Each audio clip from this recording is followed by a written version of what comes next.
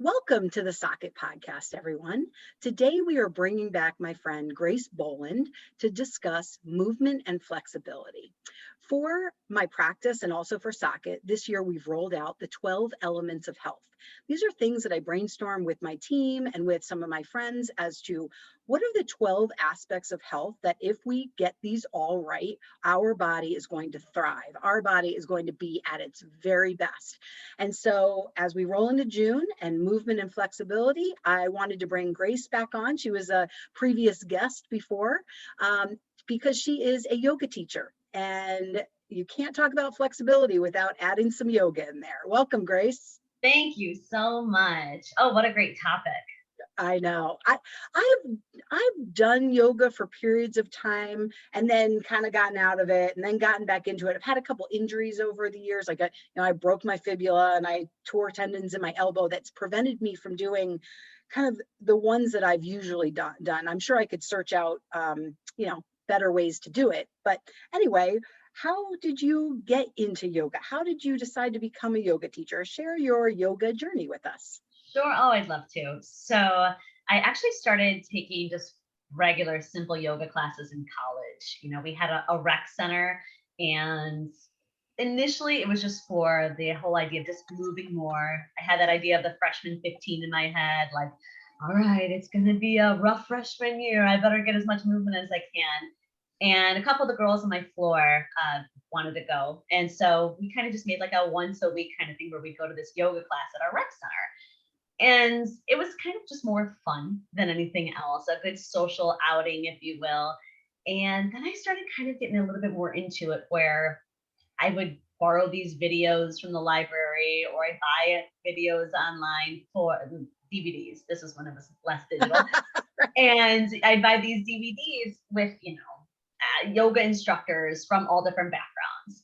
And I slowly learned that yoga, while it is very physical, it's also very mental. And the breath work combined with the physicality and the stretching and the ambiance of you allowing yourself to just fold in and release can benefit you on multiple levels, not just physical.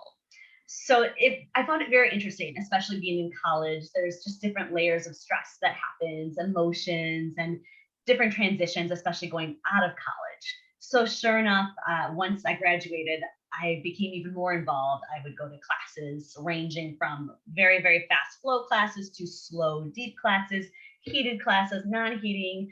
And I realized yoga can absolutely be for everyone. It just depends on what your body is craving. And I kind of describe it as ice cream, but there's a flavor for everyone. When people say, oh, I don't like yoga, I'm like, you had the wrong flavor. You had the wrong class. There's so many varieties for every age, every ability. It is impossible to say you don't like one thing unless you're lactose intolerant. Okay, yeah, maybe it's not. But yoga is tolerant for everyone. So I really dove deep into what I enjoy most, and that was a vinyasa flow. It's a faster paced flow with breath work followed by longer seated holds to really allow the body for full deep relaxation. And sure enough, the only way you can dive into something even more is to just learn like the teachers learn. So I found myself in a yoga teacher training course in Lyle and took about a whole year for the actual course curriculum full time. And then after that, you have some private hours that you have to take and all sorts of reports and research. And I loved every piece of it, loved every piece. But I had this like corporate job in the background.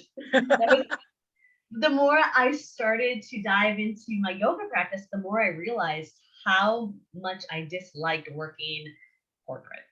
And I said, well, there's no way you can do both of these things. And the universe had my back, and they said, well, guess what? You're going to get laid off. So I got laid off, and the timing was beautiful because it was right around when I had graduated my teacher training certificate and found myself a job teaching yoga locally, and eventually worked up to managing a studio and designing a studio. And ever since, it's just been one of those things that is my creative outlet and also a passion project, and also just the biggest stress relief I could ever offer myself. That's awesome. You know, I knew you were a yoga teacher. I didn't know you help manage a studio and Yep. design a studio. Because that's super fun. I'm in the process of doing a build out at my practice, so we're working with a designer to figure out like, what's the new look of the practice, and it's coming along beautifully, but it's a lot of work. Mhm. um, so Vinyasa Flow, that is one that I did probably for about a 2 month period of time, and I will tell you, it's hard. I mean, it also depends on your body style. I carry some weight on me, so some of it was just hard due to my body in general. But it also was, when I got done with it, I thought, man, if you did this 3, 4 times a week, I don't know that you would need any other exercise. I mean, I don't know if that's true, but I just felt like my cardiovascular system got worked. I was stretching, my mind body connection, the meditative process, just quieting your mind and focusing on the poses, your proprioceptive, your balance. I mean, man, it just knocks out almost everything I can think of when you're talking about movement of the body and keeping your body healthy from a physical perspective with something like an exercise program or yoga. What are your thoughts on that? 100%. It is so true. It will truly condition your body from the inside out. You will notice changes from, of course, your physical body. You'll notice muscles popping because those planks are no joke. You're literally lifting your They're body no weight. joke. And just one vinyasa, you're like, oh, that was only one. We're doing how many of these? I mean, Yeah, it is intense. And but the beauty of it too is that you can slow down. There's no real finite rule to yoga as long as you are safe. And the teacher, yeah, the instructor, is there to do that. They're there to make sure that you are in the right alignment every single time so that you are safe, but also pushing yourself to an edge that may not be totally comfortable, but never painful. yeah. That being said, yes, you will notice changes physically. You will notice changes internally. Your digestion starts to Mm, shift. Your focus will be very different. For me personally, I love a morning flow yoga class. Never in a million years would I enjoy an evening flow yoga class. mm. If I do, it's more for a social aspect, like when we did an outdoor yoga class together. Yeah, That yeah. was really fun. But it messes me up at night because I am Uh, awake and alert, and I cannot go to sleep because my body's just energized. It's incredible. It's an incredible practice for any time of day, depending on what style you choose for any body type. And you can absolutely do yoga every single day, but you yep. don't need to. You don't need to reap the benefits by any means or measure. Did you notice your flexibility improving once you started doing it? Yeah. So the best example I can give is like when people are like, I'm not flexible, I can't do yoga. The purpose of yoga and getting into these postures is really to warm the muscles for about the first 20 minutes of class. And the last 30 to 40 is really to start to use those muscles to bend a little deeper. It's Yeah. not meant to like start you right off the gate where you're folding and you're like snapping something. You feel like all sorts of pulls. That's not the point. If you think about it like a spaghetti noodle, you have a dry noodle that you haven't cooked yet. And if you bend it, it will snap. Right. But if you put it in water, boil it, and then you take it out, it is so pliable and movable and it will not snap or break because it's been heated appropriately, which is also why warmer style of yoga classes are very popular now because it just gets you there that much faster where you feel the benefits and you see the improvement much sooner than you would in cooler class. Well, and I guess that was one of my next questions. Do you like the hot yoga? Um, and what level of temperature? I know it can go up like really high, like you're in a freaking hot tub, but Yeah. what's your temperature favorite? Sure. So it depends on the year. I'm a seasonal kind of girl. I think there's nothing more comforting on a Chicago winter's day than to go into a 90-degree room. Like Yeah. it is so cozy and your muscles enjoy it and your skin starts to glow and you just feel good. And in a mental state, like that is everything. But in 90-degree Chicago weather, humid day, no thank you. I have no interest in going to a hot room. If I do again, it's because it was a social activity and we're like, all right, fine, I'll enjoy it. I'll go to the hot. Yeah. Yeah, Well, but that's lower on the hot end, correct? Correct. It can go up to 105 with people in there. Now, the setting on the thermostat is 105, but Okay. once you add people and humidity, it can crank up to 115, 120. That's not my style. And I'm not knocking that style. It's just for me, taking those classes and even teaching it at a studio that would facilitate classes at 105 degrees, it was more of a mental feeling for the folks walking in the room. Like, I can do this. I can do Yeah. hard things. Like, yes, but yoga's not meant to be like this competitive thing that I'm going to get through this hour without running out, kicking and screaming. It's Right. not. Or throwing up. Yeah. Yeah, that's not the purpose of it, So I do understand the draw to it, although it's not my favorite. Well, and I know some people that absolutely love it, right? They've been doing it. They're way healthier than I am, not doing hot yoga. So, I'm not knocking it either. It's just not for me. Even at 90 degrees, I get the first class, even at 90 degrees, I felt claustrophobic because my breathe, like I wasn't quite sure where to find my breath. And so I just said to myself, you know what? No matter what they're doing, if you just need to lay down in child's pose, then you just lay down in child's pose. Like I just wanted to get through the class and figure out where my breathing was. And within 10 or 15 minutes, I would say I wasn't thinking about it anymore. So for me, I think 90 would be a good place to re-enter the yoga world. I have a funny story though. My friend Monica and I were doing this class at a place in North Naperville, a wonderful studio. And so we've been going for a couple of weeks and we were driving there and we lived like 2 blocks away. So we'd always drive together and we're driving down. She's like, I have to tell you, I just feel like a rock star that we're doing yoga. Like, this is just amazing. My body feels so great. And just feel like a rock star. So we're in the middle of this class and I can't remember what position we were in, somewhere kind of like we were forward flexed, right? And all of a sudden the teacher said, all right, everyone, now rock star. And everyone like shifted backwards to now their chest is facing out. They're in like a backward clam. I don't even know how to describe it. And Monica and I bust out laughing. Neither one of us did it because we would have maybe killed ourselves trying to do that. And I just looked at her and we're laughing and we're being so inappropriate. I'm sure we disrupted the whole class. I go, is this what you mean by rock star? We almost had to leave the class because we were laughing so hard. So one of the things that I really want to talk about with yoga is it isn't a competition. It is not, you cannot look at the other people around you and feel like, oh, I'm not doing this right. There's some people, I try to shift my thought process of, wow, they're so impressive. Like, I'm so proud that they can do that for themselves because sometimes, they've got legs up and one arm down and I don't know, I can't do that.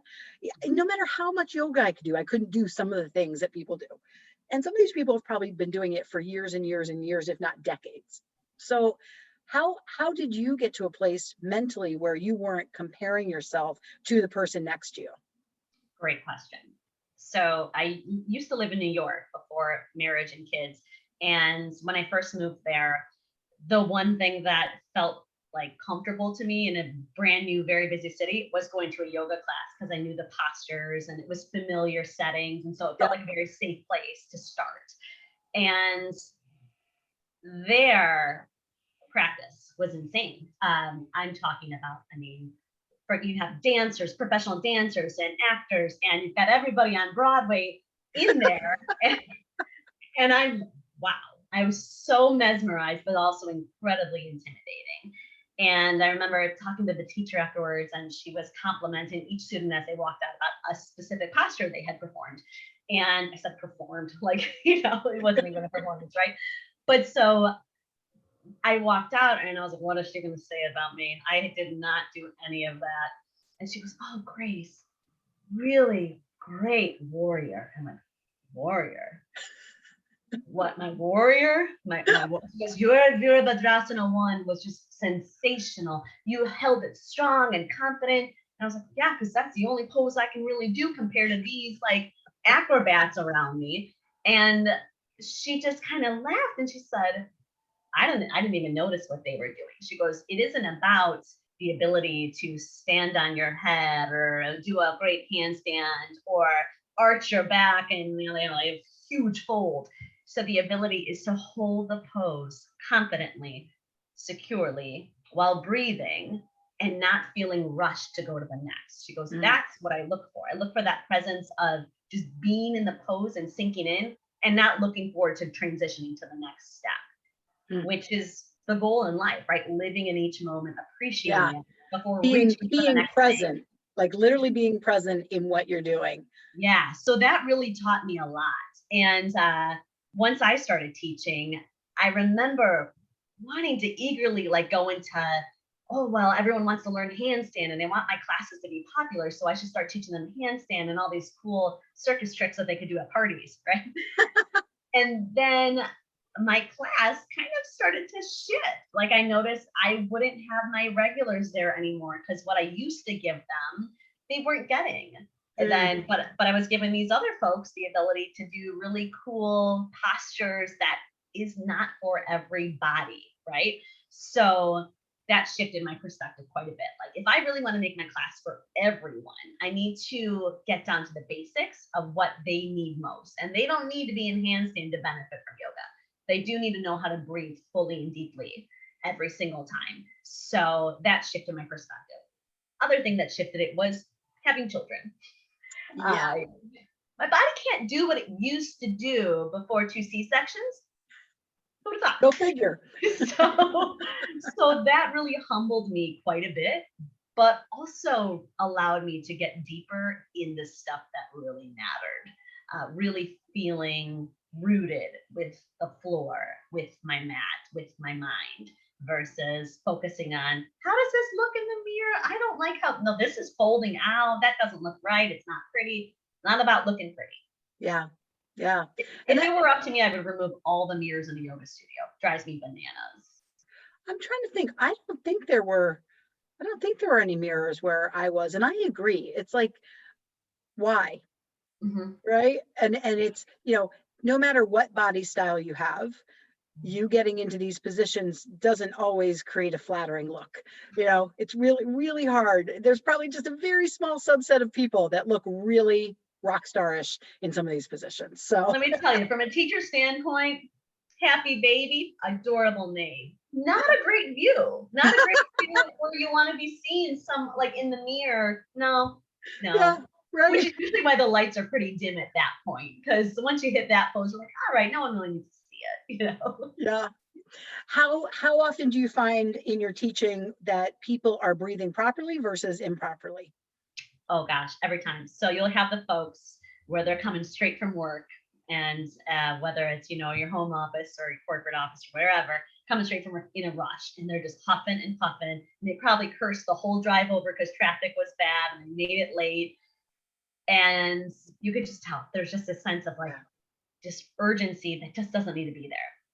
And by the end of the class, they found it and they walked peacefully out. Like, I really needed that. Great. Yeah. You came to the right place. And then there's those folks that are just very conditioned to, as soon as I walk in this space, nothing else matters. My cell phone is in the car. I don't need to bring it in. I'm not worried about where the kids are because they're with their so-and-so babysitter, spouse, whoever. I'm not going to focus on what happened 2 hours from now because that's like they are in a very good zone to start a class.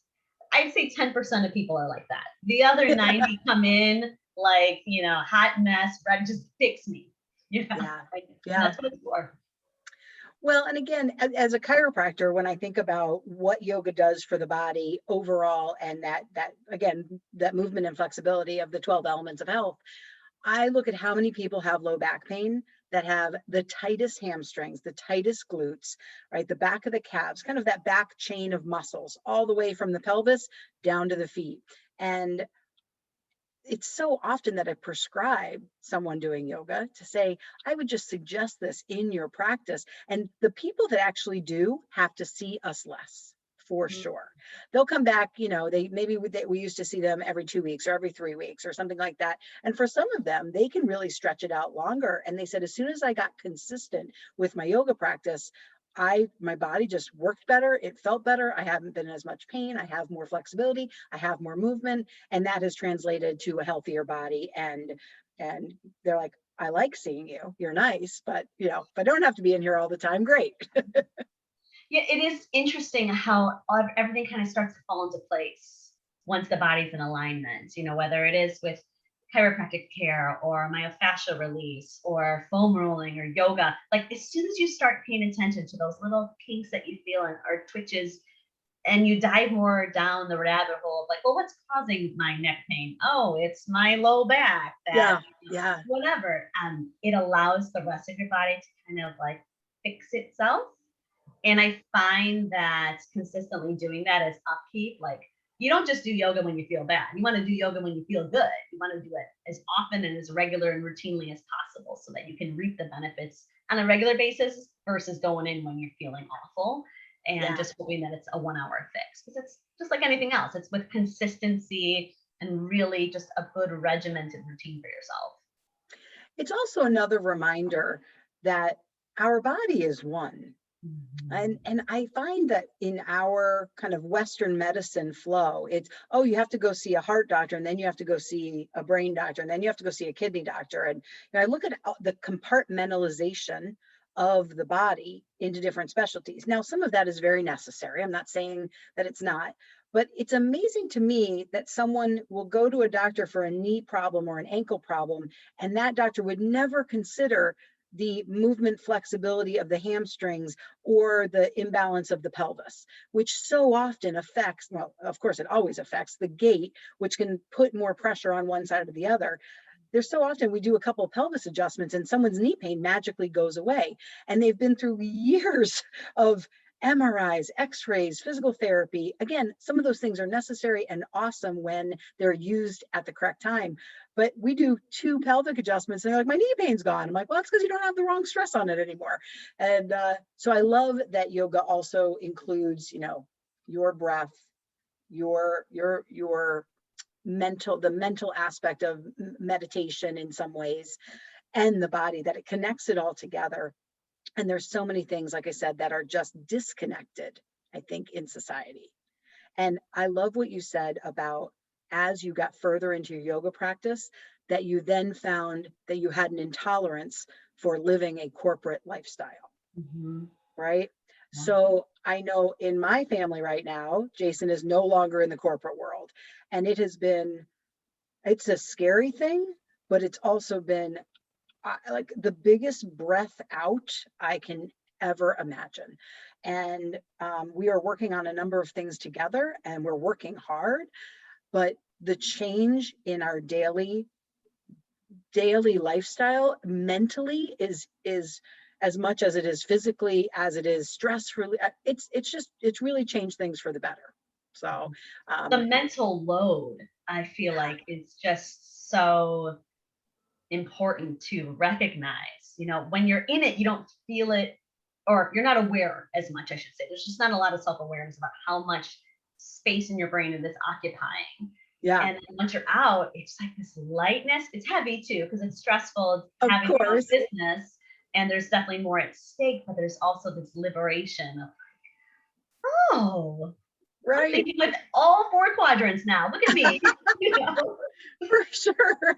I looked at Jason maybe a week or so ago, and I was like, "Aren't you glad you're not sitting at your desk on calls all day?" And the relief, because he had been not thinking about that at all. Of course, I just injected this negative thing in it. The relief on his face of like, "Oh my God, I just want, now that I'm out of it, I can't even imagine going back to it." So it's, No. and we need people in corporate America, but I think that a lot of things need to shift. A lot of things need to shift.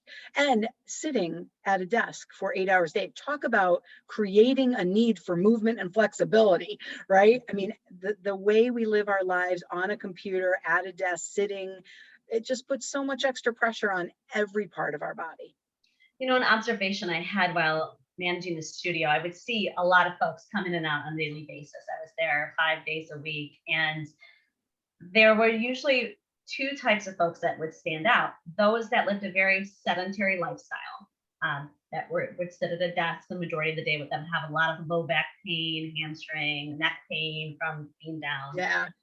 And then the opposite end of the spectrum, those that were very fast paced, elite runners, if you will, those that would just multitask like crazy. A lot of mothers would run on that high rate of just get it done, check it off my list, go, go, go. Very few fell in between the little sedentary, little active, got a good balance of both.